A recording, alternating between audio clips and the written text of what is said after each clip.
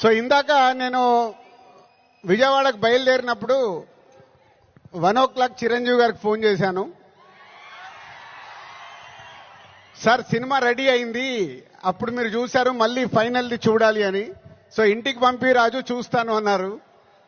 So 2:45కి వారు cinema చూడడం మొదలు పెట్టారు. నేను బయలుదేరా, బట్ నా మనసంతా అక్కడే ఉంది. ఏ సీన్ ఎలా చూస్తున్నారు, ఆయన ఎలా ఎంజాయ్ చేస్తున్నారని. కరెక్ట్ ఇక్కడ వచ్చి కూర్చున్నాను, చిరంజీవి గారు ఫోన్. ఒకే మాట అన్నారు, సరే ఇట్లా విజయవాడకు వచ్చాను కటౌట్ లాంచింగ్ గురించి.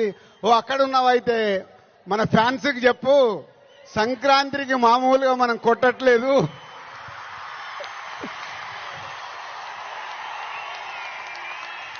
సో సినిమా చూశారు. మళ్ళీ చిరంజీవి గారు చూసి అది ఒకే ఒక మాట చెప్పారు,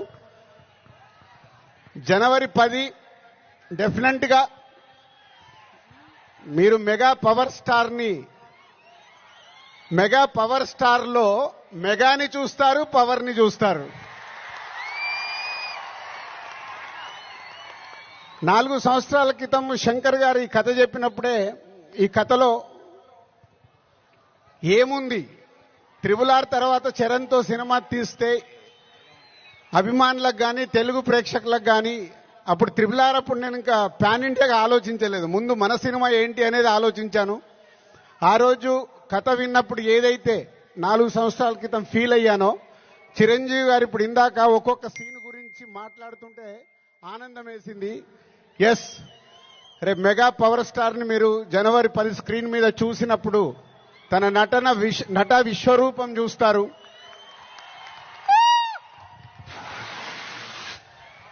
ఐఏఎస్ ఆఫీసర్గా, కొద్దిసేపు పోలీస్ ఆఫీసర్గా, ఇంకొద్దిసేపు ఒక పొలిటికల్ లీడర్గా ఉండాల్సిన లక్షణాలతో, ఇలాంటి ఎన్నో దాంతో ఉంటూ శంకర్ గారి మార్క్ పాటలు, రేపు బిగ్ స్క్రీన్స్ మీద మీరు చూడబోతున్న 5 పాటలు దేనికదేలాగుంటాయి.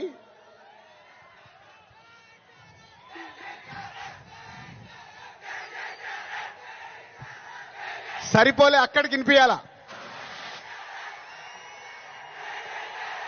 Thank you.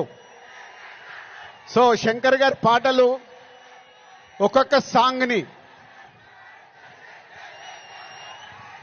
10 days 12 days shoot చేస్తూ ఒక్కొక్క సాంగ్ ని తీర్చిదిద్దారు.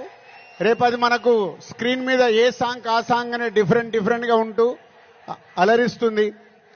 సినిమా కూడా లెంత్ విషయంలో శంకర్ గారిని ఒకటి అడిగాను, సార్ మీరు తెలుగు సినిమా తీస్తున్నా అన్నారు, మాకు 2 గంటల 45 నిమిషాల కంటే ఎక్కువ ఉండకూడదు. సో ఎగ్జాక్ట్లీ 2 గంటల 45 నిమిషాల సినిమా అయిన అందంగా మలచి ఫస్ట్ హీరో చిరంజీవి గారికే చూపించాం. సో అలా సినిమా మీకు పరిగెత్తుతూ ఉంటుంది, ఎక్కడ ఆగకుండా ఆ హీరోయిజం, డాన్సులు, ఫైట్లు, ఏది కావాలో ప్రేక్షకులకి అది అందిస్తూ అన్ప్రెడిక్టబుల్.